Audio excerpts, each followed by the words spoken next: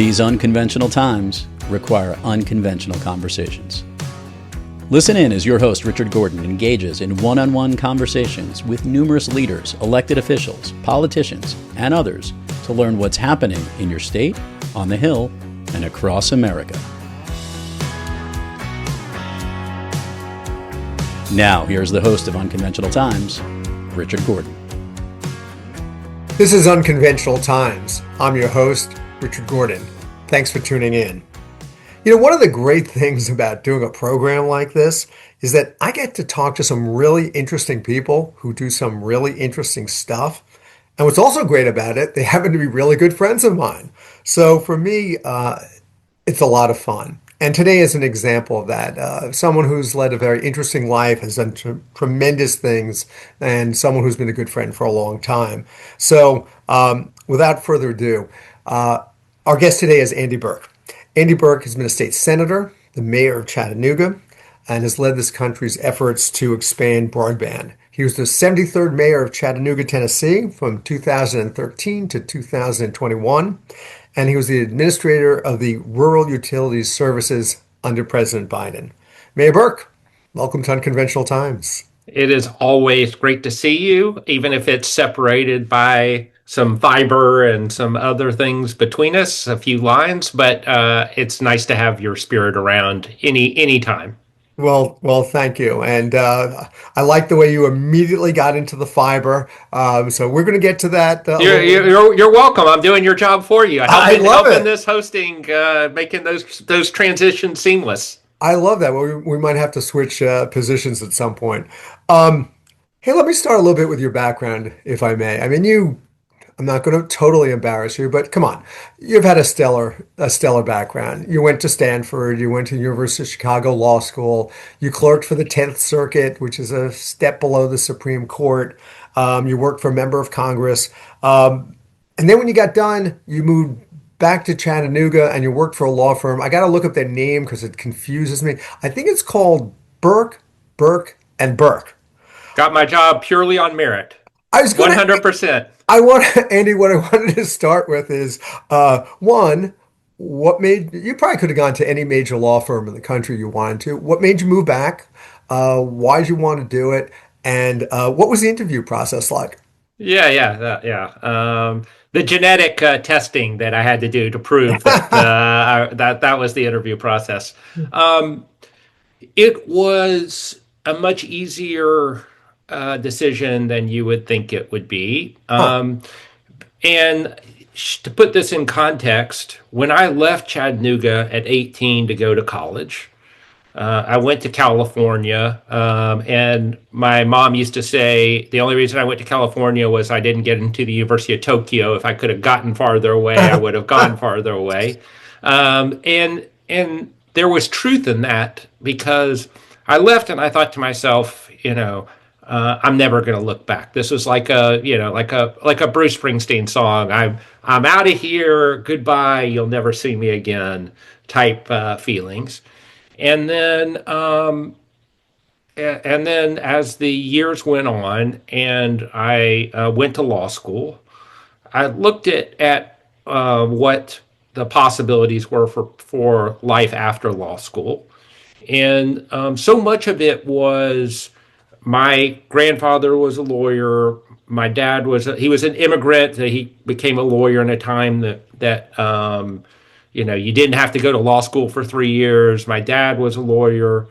And the work that they did involved helping people for the most part, very few corporations or anything like that.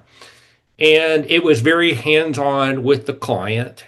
And I looked at the possibility of what I would be doing at a law firm as a first-year associate.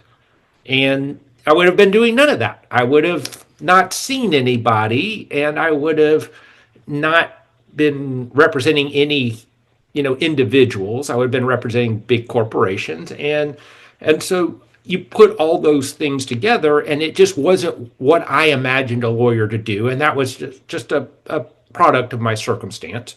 And then I think the second thing was that I wanted to be involved in the community. Certainly one possibility was politics, although nobody in my family thought about politics or wanted, thought it was a good idea to be in politics, but I Going wanted to to be ask you about involved in that the in a moment. community, and so it felt like if I went to, some huge city, I was in Chicago, Right. or a place like that, it would be so hard because I wouldn't know anybody and I'd be a kind of and in Chattanooga, I could get involved and I could try to, make some kind of difference. And your family had been there for quite some time. I mean, your grandfather started a law firm in the 30s, I think, right? You told me. Right. I mean, that's a long time. So you're Yeah. pretty prominent, Yeah. pretty well known. Yeah. I have two. I lived a lot. I've lived a long life off of my grandfather and dad's good deeds. Well, I think that's a wonderful thing. I hope my children get to say the same about their dad someday. I greatly appreciate the Springsteen reference. You know, I'm a Jersey guy, so that was really good to me. But I have to tell you, the song that comes to mind is actually not Bruce Springsteen, but it's Bon Jovi. Who says you can't go home? Yeah, yeah, no, that's it, Right. and it was a great decision. It It was was. unexpected, and so anytime you can basically 2 decades after you said you were never going to go back to this place to be elected in this place that you said that you are done with forever. Um, that just shows you life is can be unexpected. Well, hopefully you didn't say that too loud and too publicly. Well, not when I was 18, but I certainly told this story. I mean, the reason that I wanted to leave when I was 18 was both personal because I wasn't very happy when I was 18 years old. I was an unhappy 18-year-old. So that was it. And also because Chattanooga was at a low point and Yeah. not a great place to be. And I mean, it has all kinds of great attributes, but there were lots of things that were going poorly for the city. Right. And so, my life changed and I was able to do that. But also, lots of people long before I was ever involved in the community made great decisions that changed the course of how the city went. And it made it a much more attractive place for 27-year-old person to live. To live. So couple things you mentioned running for office. I want to talk to you about that a little bit. Um, what changed? You said you want to be involved in the community, but then what actually changed to go from being a lawyer working in a successful family business to running for office? Did it have anything to do with your working on the Hill you worked with Bart Gordon, I should say, not a relative of mine, but still a wonderful congressman. Yeah, no, he's great, and a fantastic last name, and Terrific. still a mentor of mine. I think I always wanted to be involved in politics, and it was just something I was interested in.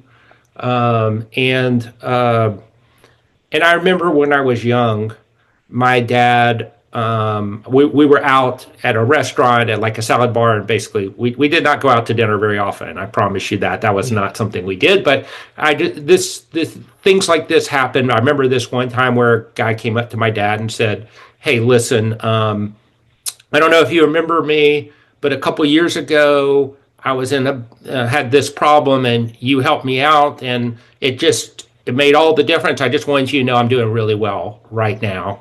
And whatever I was, 8 years Oh, old, nice. or Yeah. and I thought to myself, like, you idolize your dad, and I was like, well, that I want to do that. Like, I want to do that, and I just that's the way I am oriented. And as I thought I was doing that with my dad in the law practice, but I also wanted to see if I could do it, not just for one person at a time, but for 100 or 1,000 or 100,000. Right. And so it was kind of a combination of like it's not pure altruism. Like I thought, well, this will be fun.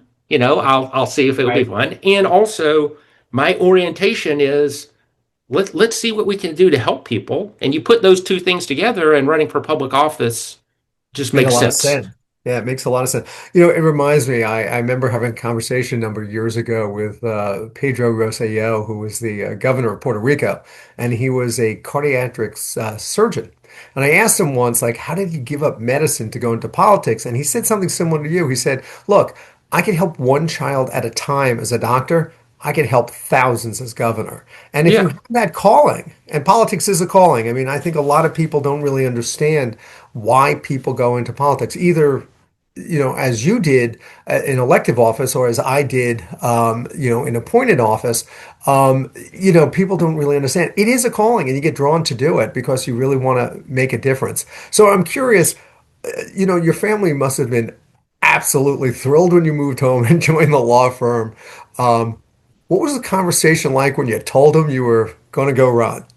This is a almost exact quote. My dad said, "The best thing that could happen to you is that you run and lose, because then everyone will know your name and you'll get plenty of law business, but you won't actually have to serve." That is a almost Uh, exact quote from my father. you got to love dads. That's just Yeah, perfect. That's just yeah, perfect. yeah. And So you made the mistake of running and winning. I made the mistake of running and winning.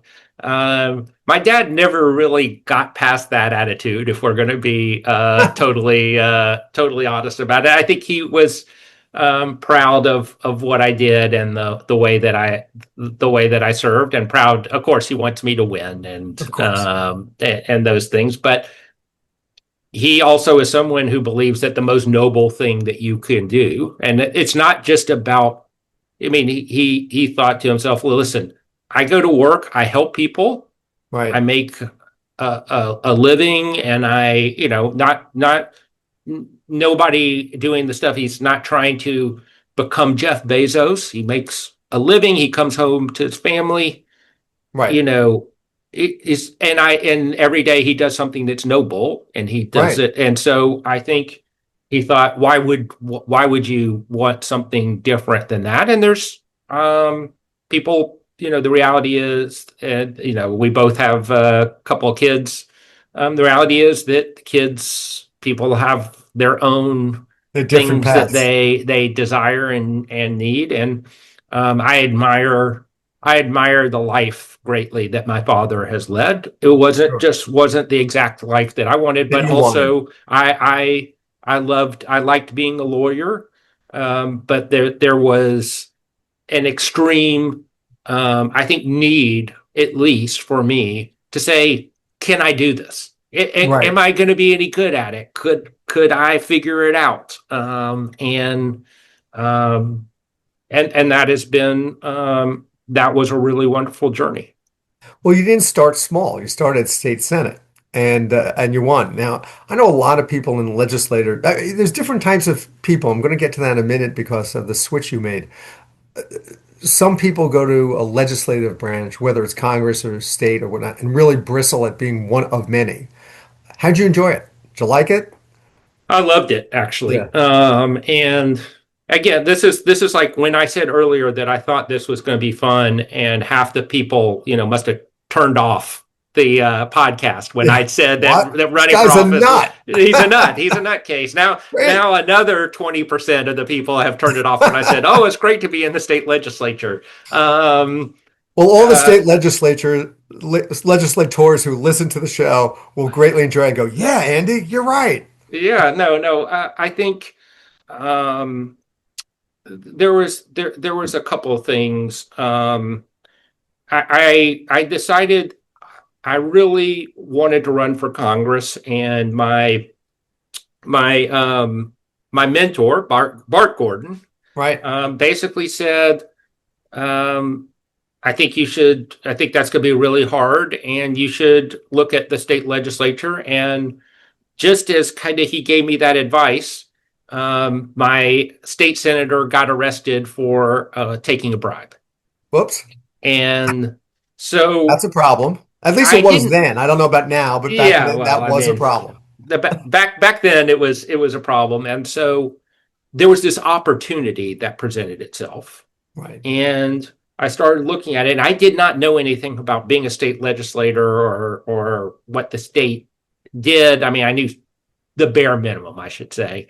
And I thought to myself, well, let's just try this. I mean, it wasn't like, oh, I want to be a state senator. It was like, well, there's this open seat, and let's go try this and see if I can see what it is and see if I can make something of it. And the you know, it was a time when I got elected, there were 16 Republicans, 16 Democrats, and one independent in the state Senate. So, the stakes were high, and you felt like your vote really mattered. Over the course of time, that changed. But even when I was losing, the one thing that I learned very quickly in that job was that people needed their values reflected in government, even when you were losing. Even when you were losing.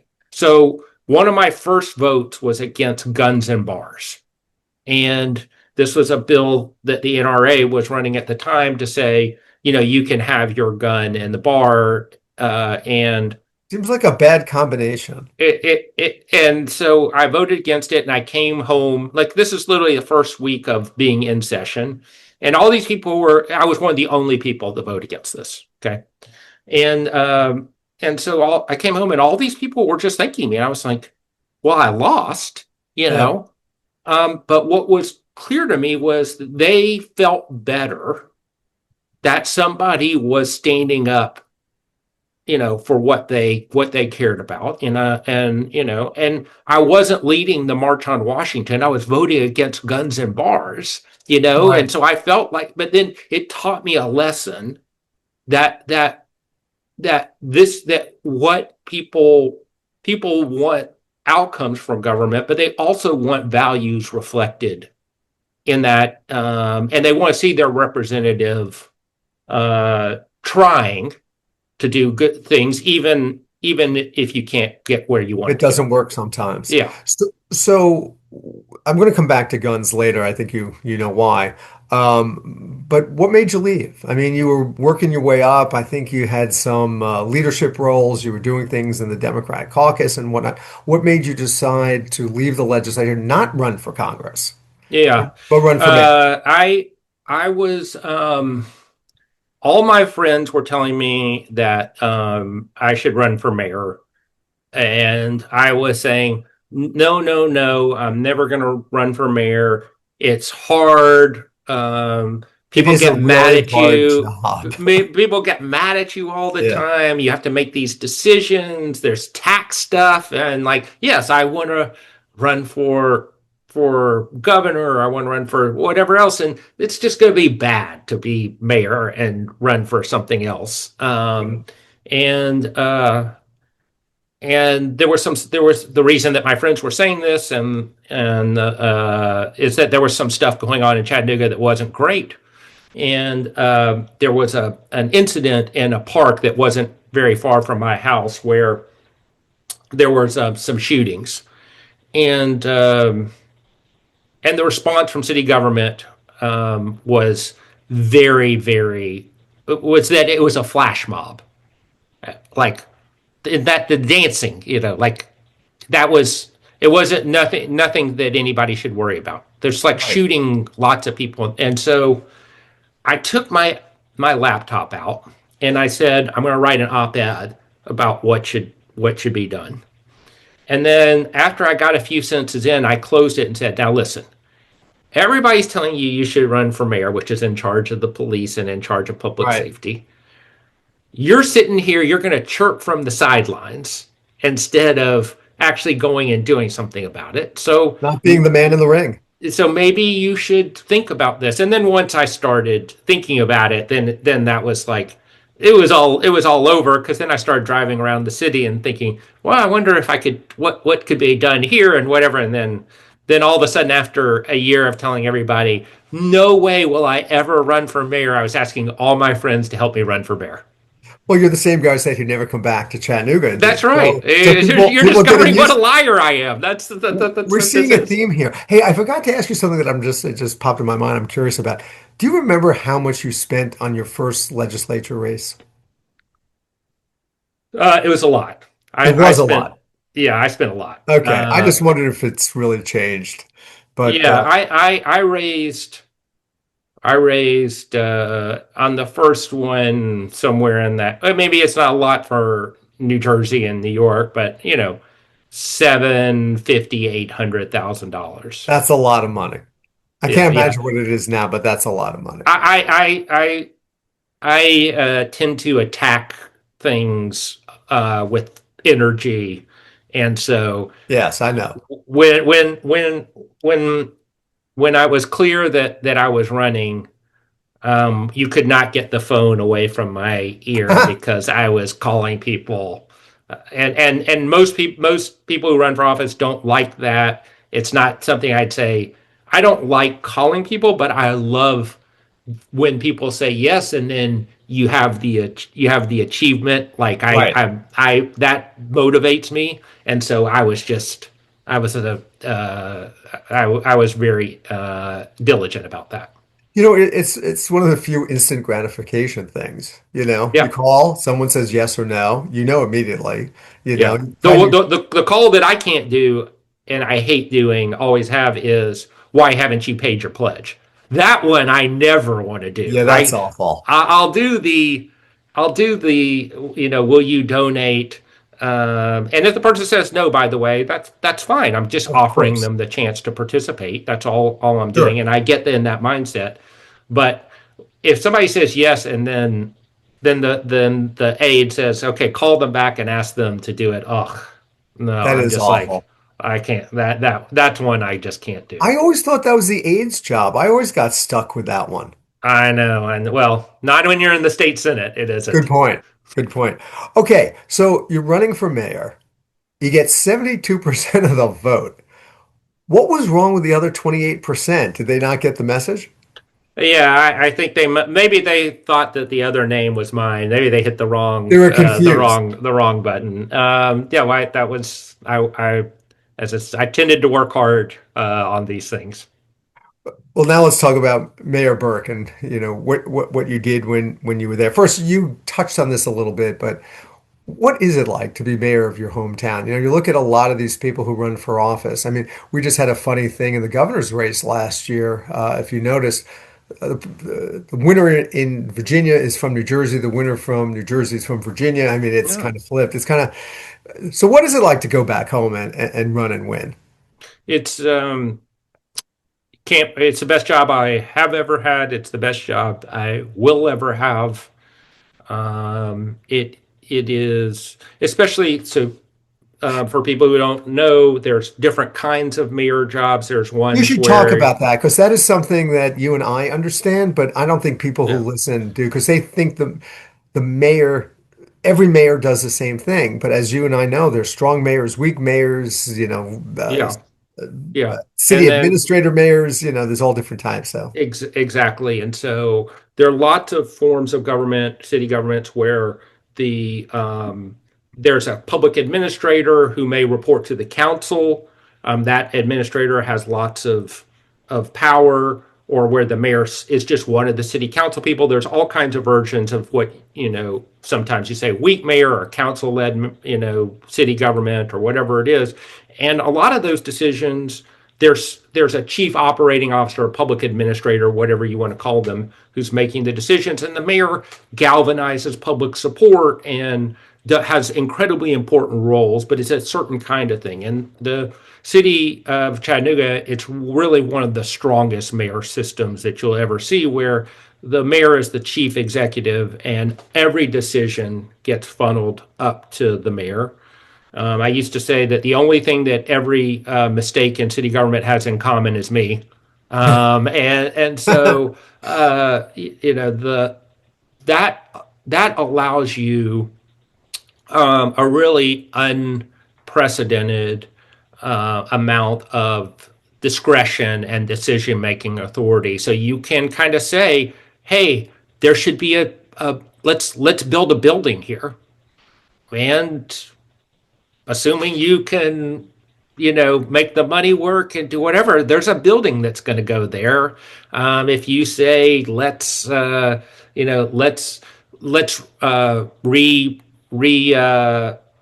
extend this road, or repave this road rather than this road, that's the road that that's paved.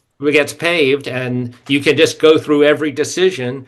And so, with separate and apart from being power hungry. That's not really what this is about. It's about your your ability to make a difference and to feel like in ways that are good and bad, like you are putting your imprint, and so you need to make the best decisions possible because there's no, unlike when I was in the state legislature, I could always say, well, that's the other 32 people's fault. This is properly, like, this is me, and I enjoy that. That's good for me. Yeah, the buck stops with you. Yeah, a hundred It really percent. does. It's interesting. I have always felt that the good people who go into government, and I think this is a lot of it. A lot of the people go into it because they really want to serve and they really want to help other people. And I always felt on a personal level that the reason I went into it, has a lot to do with what this country gave to my grandparents. Immigrants who came here with nothing, and that you have an opportunity that you could give the country back something in a way in return for what your grandparents got. And that has always been very powerful to me. And I think that's a similar driving force in your life. So yeah, I think it makes a huge difference. So it sounds like you enjoyed being an executive a heck of a lot more than being a legislator. Yeah, I mean, I enjoyed both of them. There's Yeah, no question about where you can make the bigger impact. And right. one of the things about being a state legislature too is that you have two jobs because you're still being a lawyer. You're still practicing. Yeah, still practicing because it's a part-time Sure. job. And mayor obviously is a all-consuming job, and you're legally prohibited from doing other things, most other things. And so I think the state legislature, it kind of had its time, it had its purpose, and I enjoyed it. The mayor thing is a whole different animal, and I felt like there were lots of places where the people in the administration, were able to make a big impact, and that was very satisfying. Did you get to pick the fire chief, the police chief, the school folks? You did. It all came from you. All that stuff. Not the schools were different because that was county. That's But county. That's in all the Chattanooga, others. at one time there was a city school system. There is not anymore. Got it. But yes, everybody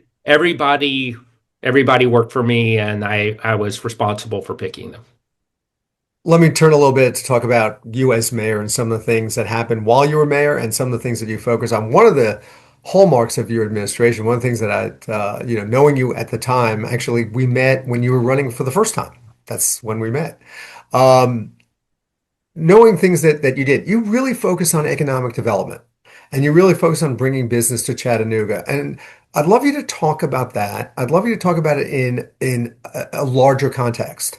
And I'd love you to talk about it in the context of how do we make American cities strong? And we've had well, you referred to problems that Chattanooga had, and a lot of cities are like that. There's been a lot of flight from cities and empty buildings and those type of things. How did you do it in Chattanooga, and what lessons can we take from that about how do we grow American cities and make them stronger?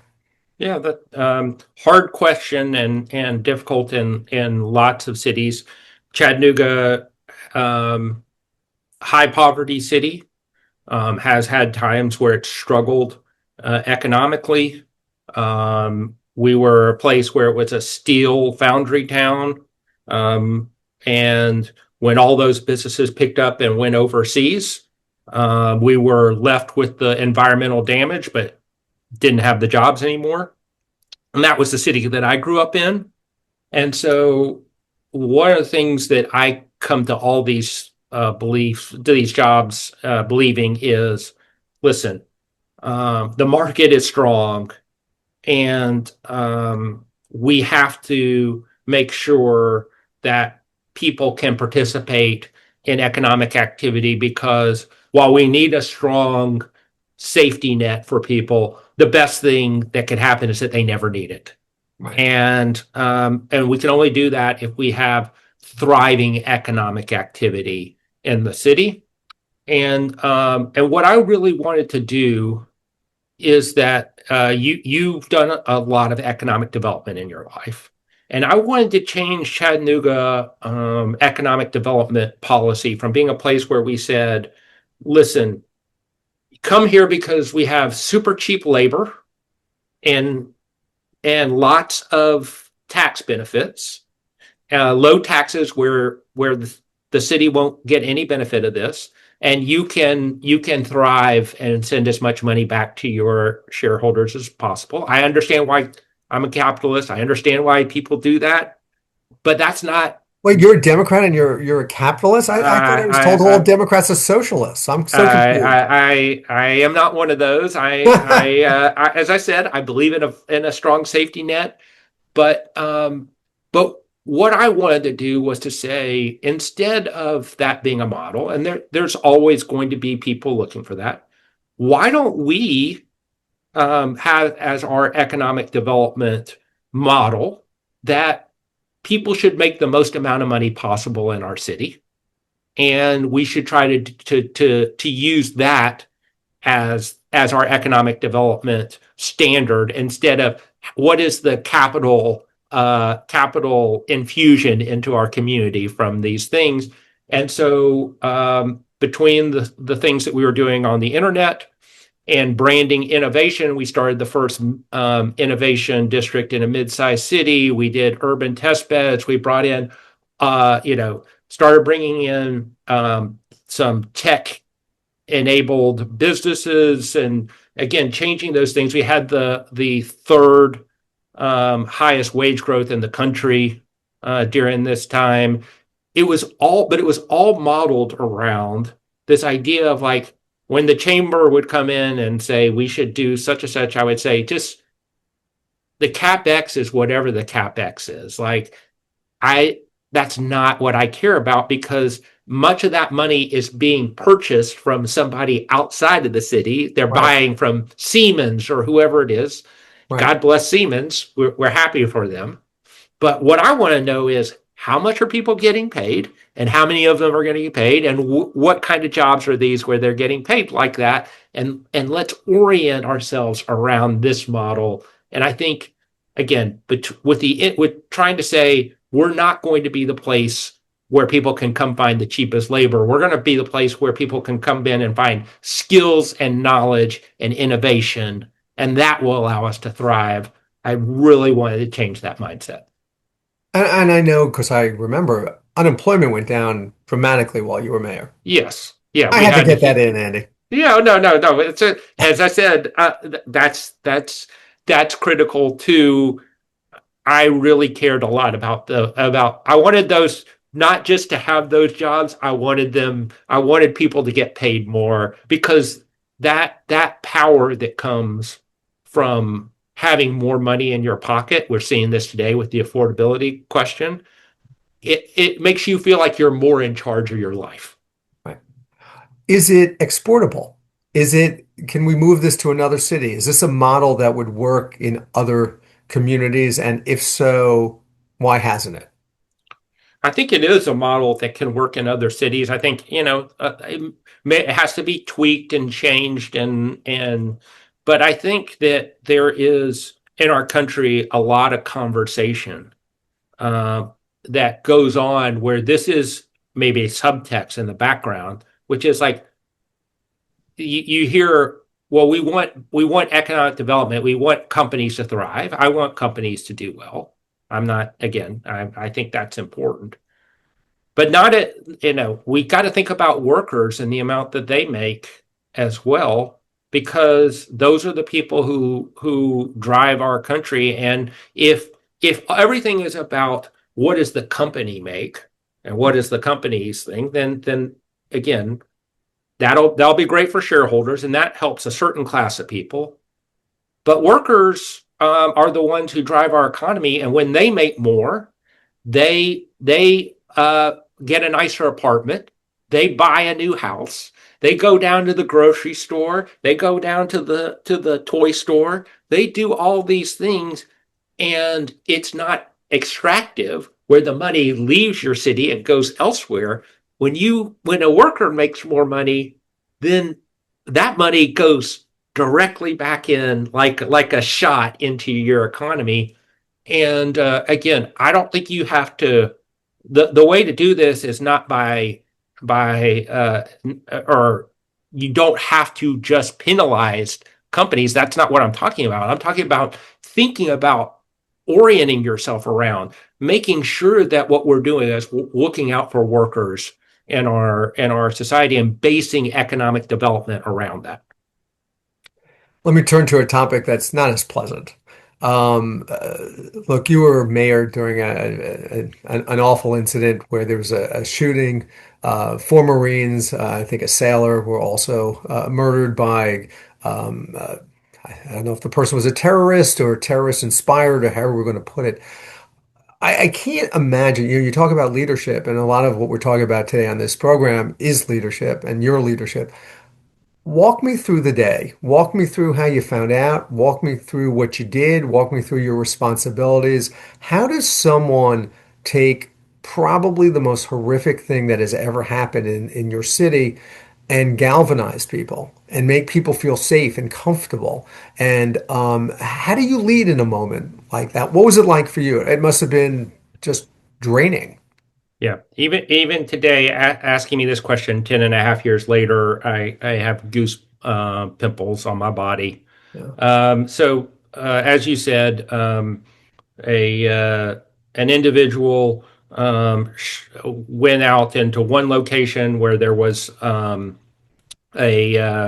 a recruitment center for the armed forces, shot a couple hundred rounds into this center.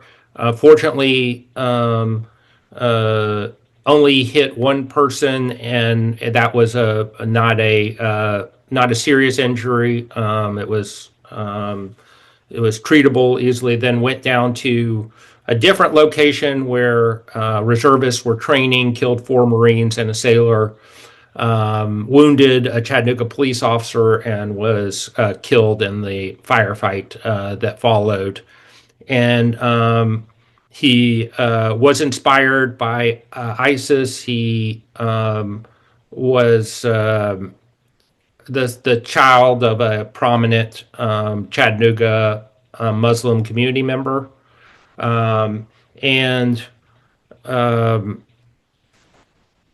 when it happened, the first thing that I did was I brought everybody into my office. I heard this.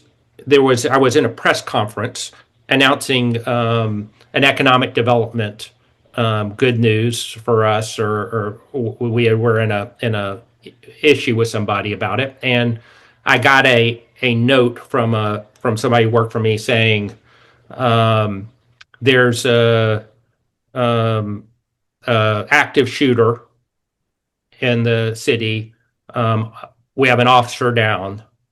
And I just looked at it and said to everybody there, "Hey, listen, I got to go."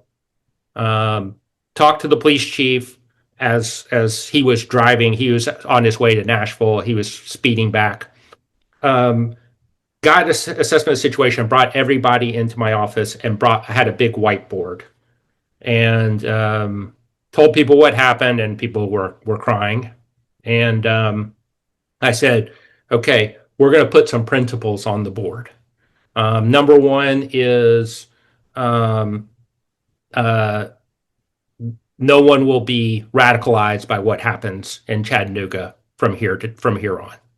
We're not going to let anybody who is uh, upset about what happened, or anybody who might be ISIS inspired, also, that we're not doing anything that is going to help radicalize. We're gonna be a community that comes together as a result of this. Number two, this isn't about us.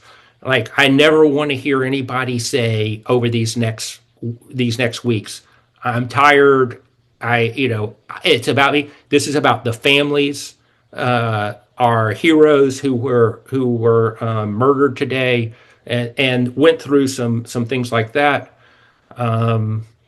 We we did that. The staff was incredible, over and over again. The police chief basically said, over and over again. That as people would try to pin certain attitudes on Muslims, he said, "Our, I called, he called Muslim leaders and said, our job here is to make you safe. Everyone in our community is going to be safe." And it was a concerted effort. The one of the most chilling moments of my life was we were in a vigil, which was in a church, and the leader of the Muslim community basically said, "This is the last night of Ramadan. Under any other circumstances, all of us, and there were 200 Muslims in the church, all of us would be in temple, but today we are Chattanoogans first, not Muslims first." And Wow. That's it, powerful. it was Wow. so, I mean, again, I just today. Yeah. And so, the New York Times wrote some articles about it, wrote an article about it.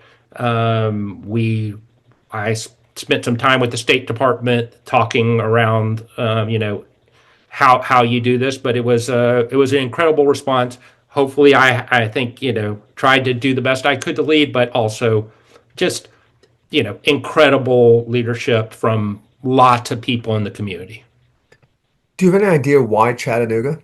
I mean, you said his family was from there, but I mean, you always wonder about these things, like why do people pick certain locations? And Yeah, was it just because he was local? yeah. He had gone to Jordan. He had gotten radicalized. Without going into too much detail, he had personal problems and issues that were pretty apparent. And he had come back home and was living at home, and took action. How do you make the public, how do you use your bully pulpit or whatever you want to call it? How do you, your leadership position, how do you use that to make the public feel comfortable and safe? When these things happen, um, and you probably don't remember, but you and I spoke the next morning. We spoke for a few minutes the next morning, and I remember just we talked about it very quickly. Obviously, you were busy, but how do you make the public understand that they're safe, that this was isolated, it's been taken care of, it's awful, but you're okay. You're going to be all right. Our city is going to be all right. How do you do that?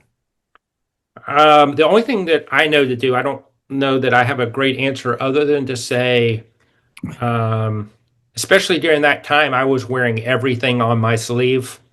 I don't think I even had a choice as to whether I could hide something, because So raw. it was so raw. And uh, and to tell people, as I did believe, I was watching our police department.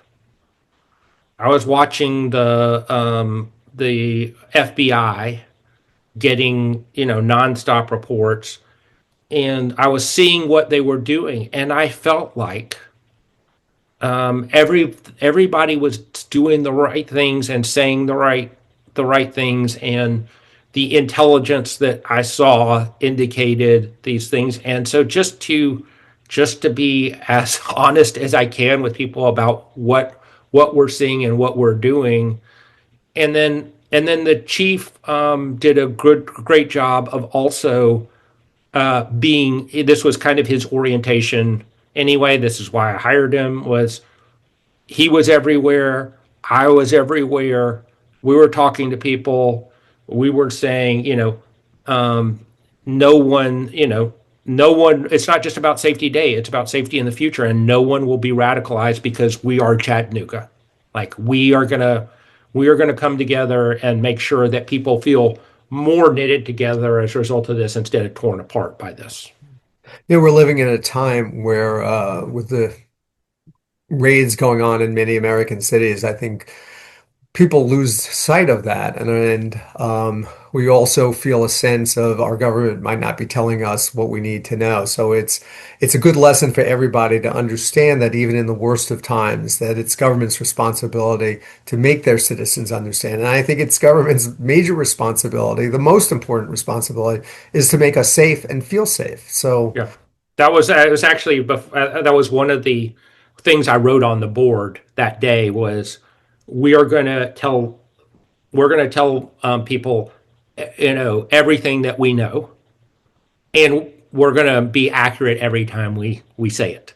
Like that was one of my principles I put on the board that first day, because you just have to do in those times, you have to be as open and honest as you can about these things. During that time, I remember that a number of your colleagues, sadly, suffered similar type of circumstances. Obviously, in Pittsburgh, Dayton, mayors that you knew well, colleagues of yours. I know you were very active in the U.S. Conference of Mayors, and you spent time there. And if you remember, there was a caucus. It was always an afternoon meeting where mayors would talk about their experiences, and it always was heartbreaking. Year after year, you come, and first of all, there was still a need to have this conversation, but the mayors talking kept growing. The ones who had experiences kept growing. Did you lean on a lot of your fellow mayors during this time? Was it helpful? Folks who had gone I, through it? I did, and I mean the first thing that I did was think back. This was basically 6 weeks after Charleston, Hmm. and I remember watching Joe Riley, who's like an icon to people like me, The being dean up of mayors. there talking about what happened at Mother Emanuel, and thinking to myself, well, how could he even stand up there, and be talking about this? And then 6 weeks later, Was you. I was doing that.